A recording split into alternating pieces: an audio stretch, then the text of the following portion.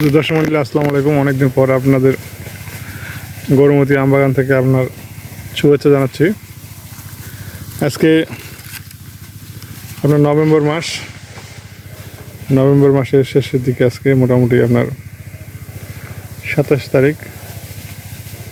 যেখানে যে মুকুল বের হচ্ছে অগ্রিম, এই যে দেখেন এই গাছটা তো বের হচ্ছে। আসলে আপনাদের মুকুল দেখাতে আসেনি, এটা কিন্তু আসলে অনাকাঙ্ক্ষিত মুকুল। আমরা যে জিনিসটা দেখাতে আসছি সেটা হলো যে আসলে গাছের একটা সমস্যা হচ্ছে আমাদের গাছের।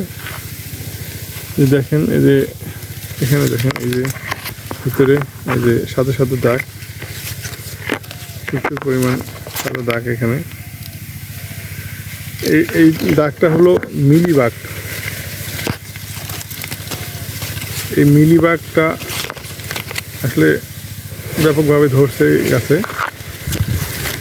গাছের পাতা থাকার কারণে, গাছের গ্রোথ অত্যাধিক বেশি হওয়ার কারণে ভিতরে যে আসলে এই পাতাগুলা থাকার কারণে আসলে এই মিলিবাগটা হচ্ছে।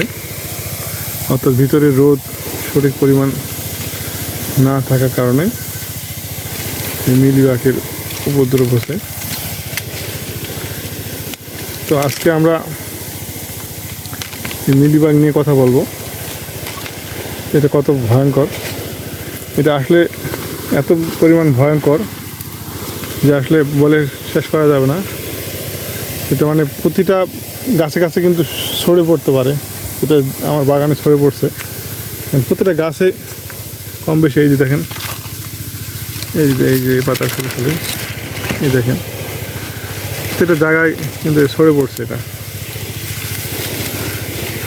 এই দেখতে পাচ্ছেন প্রত্যেকটা ডালে ডালে মোটামুটি ব্যাপকভাবে ছড়ে পড়ছে। এটা বেশি দিন থাকলে গাছের ডাল মারা যায়।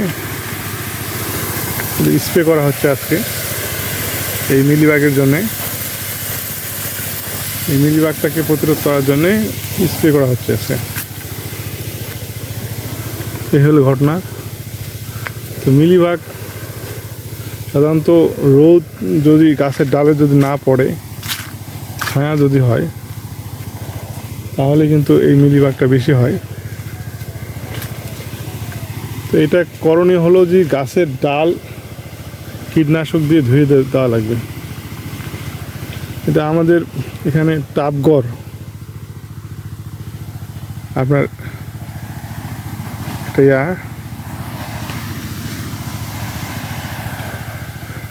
কীটনাশক, এই টাপগড় কীটনাশকটা এটা অটো কোম্পানির।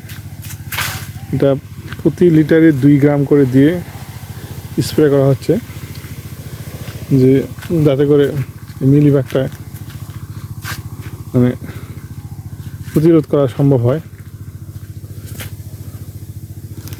এই হলো ঘটনা। তো যাই হোক, তো আশা করছি ইনশাল্লাহ, এর আগে অনেকের বাগানে এটা আক্রমণ করছিল, এটা ইনশাল্লাহ সারে গেছে। তো আমাদের বাগানেও আমরা স্প্রে করছি। ডাল স্প্রে করা লাগবে, ডালে মানে আপনার ডালটা ভিজে দেওয়া লাগবে, স্প্রে করে ডালটা ভিজে দেওয়া লাগবে। এতে করে আপনার এই মিলিবাগটা হয়ে যাবে, আপনার প্রতিরোধ হয়ে যাবে। আর একটা বিষয় যেটা, সেটা হলো যে আপনার নিয়মিত স্প্রে করার সময় ডালগুলা, ডাল, শাখা প্রশাখা সমস্ত কিন্তু ওই আপনার কীটনাশকের পানি দিয়ে সুন্দর করে ধুয়ে দিবেন। তাহলে এই মিলিবাগ আক্রমণ করার সমস্যা মানে হবে না। এই যে দেখেন মিলিবাগ ছাতনার মতো, ছাতনা না, এটা একটা প্যারাসাইট। এটা একটা আসলে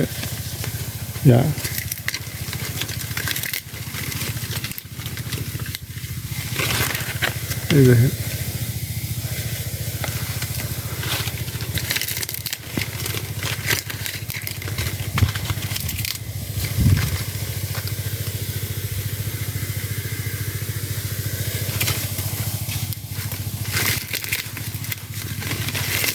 এই বিষ পাতাগুলো থাকার কারণে এই বেশি সমস্যা।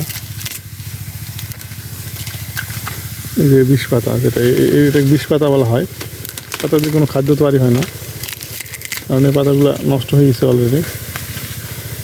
খাবার খায় আর থাকে। আর এই প্যারাসাইটটা এখানে বাসা বাঁধছে, খুব খারাপ।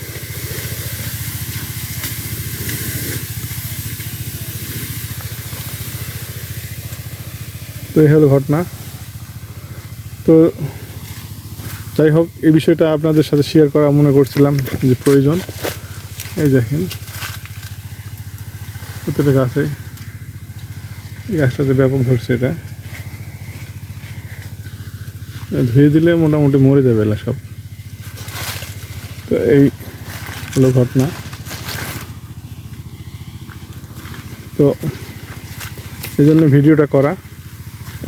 আপনারা ভালো থাকেন, সুস্থ থাকেন, আর ভিডিওটাকে লম্বা করব না। আসসালামু আলাইকুম।